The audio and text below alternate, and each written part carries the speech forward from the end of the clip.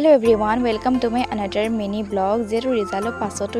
ফুৰিবলৈ এৰি দিয়া নাই যেটো বাইছিলে বাইক লৈ পেলাই ফুৰাবলৈ আহিছো মামাহঁতৰ ঘৰৰ পেলে আমি যেনে হাতত লৈ লৈছে এটা এইটো চানপাপৰি টেমা আমি খাই গৈ আছো তাৰপৰ বজাৰখন পাৰ হৈ আহিছো যেটো ক্লিপ এটা ৰাখি থলো এখন মেকিবৰ বজাৰখন আৰু ইয়াত আহি পাই গলি মামিহঁতৰ ঘৰত আৰু মামিহঁতৰ ঘৰত পোৱাৰ পিছতে মামিয়ে ইমান ধুনীয়াকৈ গাখীৰ চাহ কাপ বনাই দিছে খাই লৈলো খাই লোৱাৰ পাছতে অকমানিকিনিক দেখিলো যিহেতু জলনাখনো আছে আৰু জলনা বুলি ক'লে পগলা আৰু ইহঁতক ইটাক মই জলনাত জ্বলাই থকা মানে ভিতৰত আহি দেখিছো আমি জানে সেকেন্ড পাৰ্টি ৰেডি কৰি আকৌ ইফালে পোৱালিখিনিৰ লগত কথা পাতি আছে আৰু ফুৰিবলৈ আহা মানে ফটো মেইন আৰু ইফালে ফুৰিবলৈ আহিছো ফুৰিবলৈ আহোতে ফটো মাৰিছো আপোনালোকে কোনে কোনে ফুৰিবলৈ গলে ফটো মাৰে কমেন্ট এটা কৰি কবচোন তাৰ পৰা গৈ দেখিছো ভাত চাত ৰেডি হৈ গল একদম ক্লিয়াৰ কৰি আছে সিধাই গৈ খোৱাত বহি দিলো আৰু খানাখিনি পিছে বহুতে টেষ্টি আছিল